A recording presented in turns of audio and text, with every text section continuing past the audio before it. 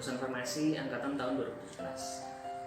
Jadi di sini saya akan mereview 2 artikel yang telah saya baca yang berhubungan sama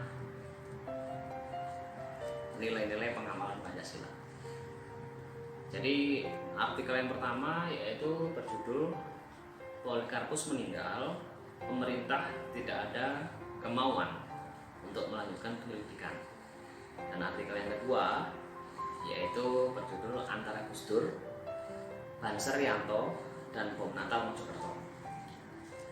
Nah, mungkin dari teman-teman sudah pernah baca baik artikel pertama dan artikel kedua. Untuk yang belum pernah baca, akan saya sertakan linknya di kolom deskripsi. Nanti teman-teman bisa klik linknya aja untuk baca-baca lebih lanjut ya. Jadi yang saya bahas pertama tentang Polikarpus, yaitu judulnya saya ulang ya, Polikarpus meninggal, pemerintah tidak ada kemauan untuk melanjutkan penyelidikan.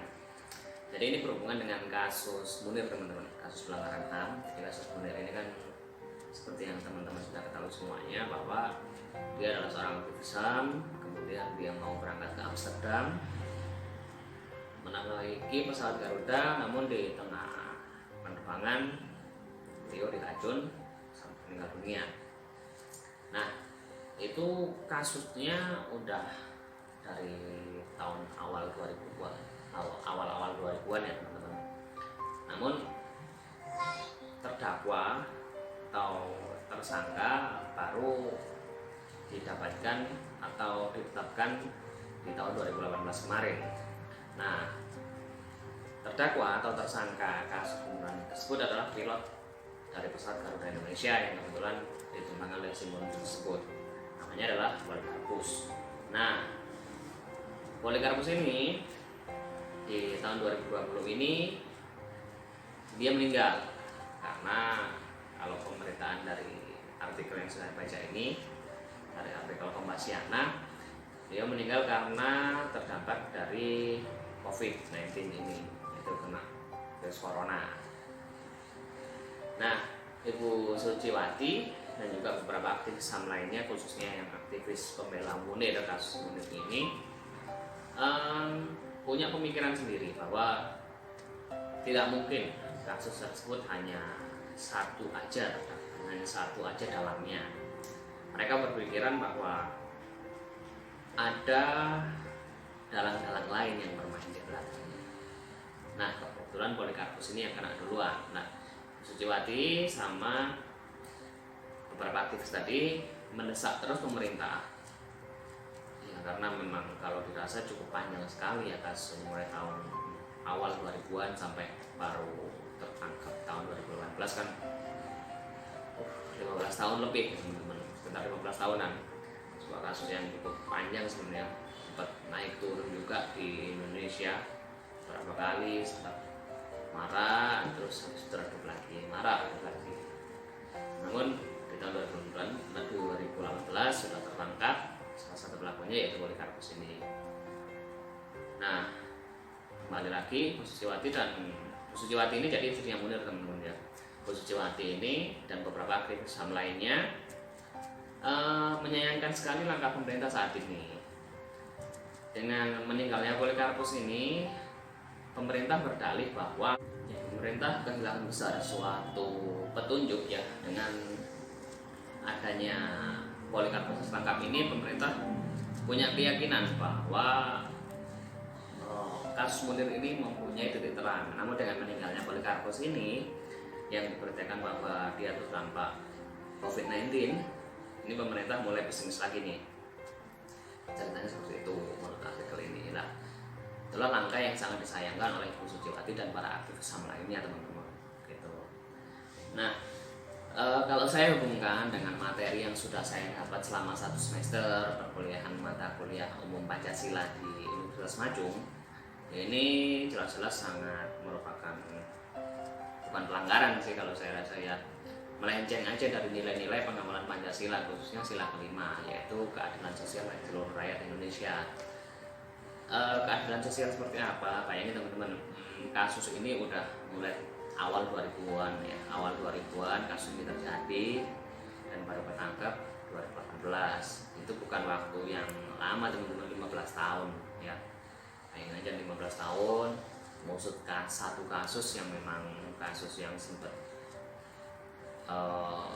viral juga di kancah berita internasional. Namun di Indonesia penyelidikannya terkesan sangat lama. Nah, habis itu udah diterang, kok pemerintah kok pesimis lagi gitu loh. Nah, saya rasa kalau dari pendapat atau opini pribadi saya, jelas sekali Ibu Suciwati dan para aktivis lainnya sangat-sangat menyayangkan tangkap mereka tersebut. Tapi nilai keadilan sosialnya gimana gitu loh. Nilai keadilan sosial bagi seluruh rakyat Indonesia. Di sini keadilan hukum pun patut dipertanyakan kan, berarti seperti itu. Nah, untuk artikel yang kedua yang akan saya bahas yaitu yang berjudul antara Gus Dur, Banser Rianto, dan Bom Natal Mojokerto. Nah, saya ulas sedikit ya kasusnya teman-teman ya. Jadi si Banser Rianto ini merupakan salah satu pemuda Nahdlatul Ulama, di mana Nahdlatul Ulama sendiri itu adalah salah satu ormas Islam terbesar di Indonesia. Nah, pada saat itu pada malam misa Natal, yaitu tanggal 24 malam ya teman-teman biasanya ya, menjelang tanggal 25 dini hari kan diadakan misa di gereja, di gereja Mojokerto ini, salah satu gereja di Mojokerto. Nah, Banser Rianto ini membantu proses pengamanan ya teman-teman, pengamanan gereja. Nah, dari situ kan sudah dilihat bahwa toleransinya besar banget teman-teman, toleransi beragama, dan ini juga merupakan salah satu pengamalan dari Pancasila sila pertama, Tuhan Yang Maha Esa. Salah satu nilai pengamalannya adalah toleransi antar umat beragama, karena kita di Indonesia negara yang multiagama gitu.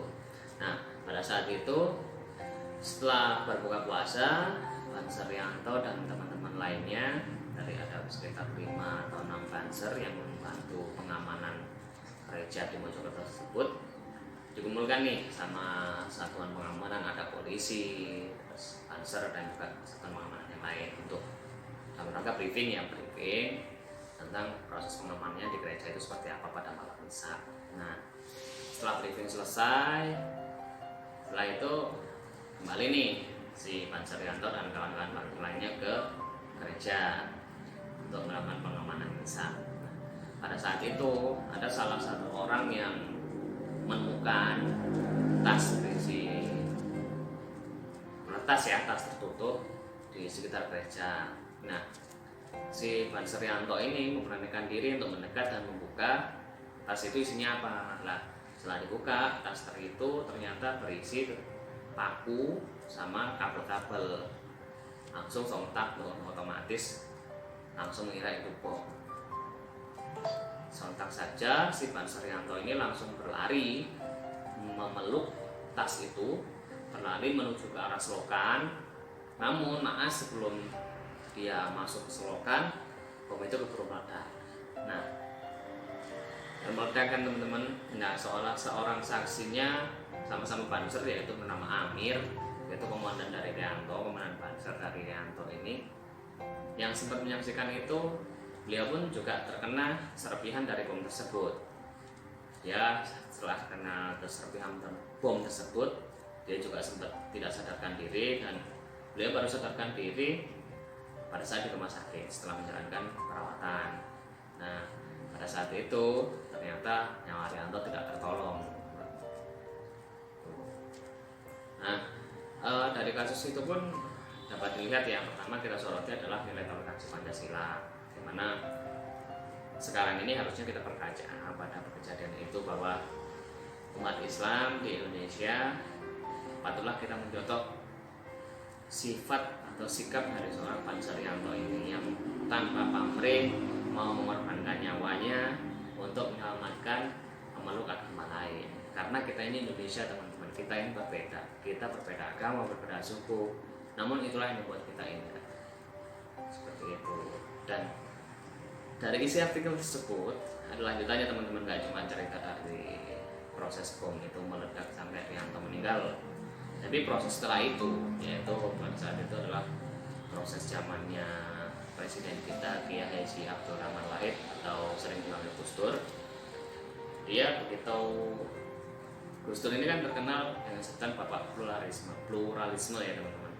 Yaitu bapak yang mengakui semua agama di Indonesia itu, bahwa semua agama itu pantas diperjuangkan sesuai dengan keyakinan kita masing-masing.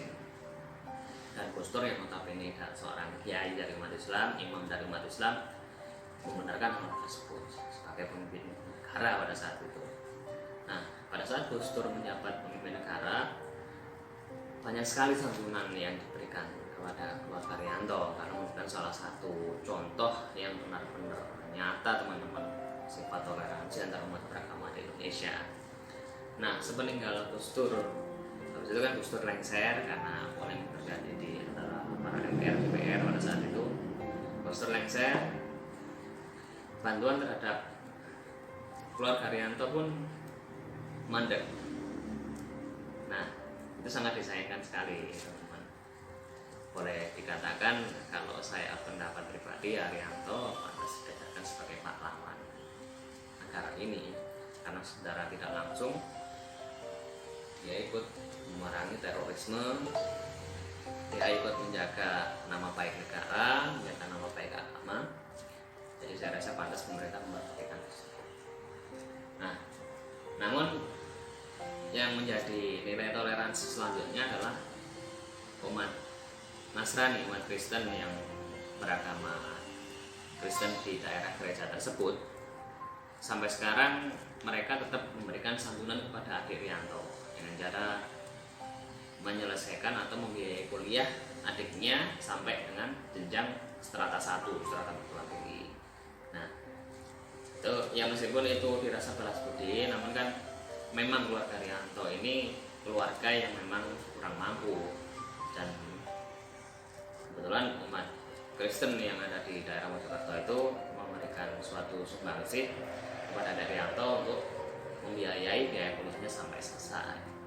Seperti itu.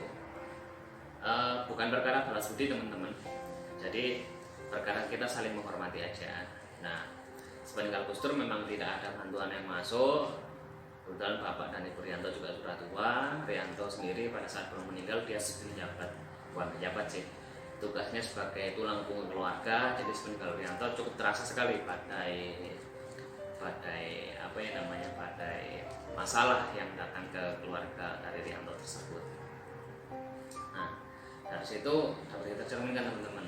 Kalau kita lihat fenomena sekarang kan banyak sekali kasus-kasus yang mengatasnamakan agama, setelah itu demo besar-besaran ingin untuk negara Islam, kan sangat tidak relevan sekali kalau kita berkaca pada awal-awal negara yang dibentuk.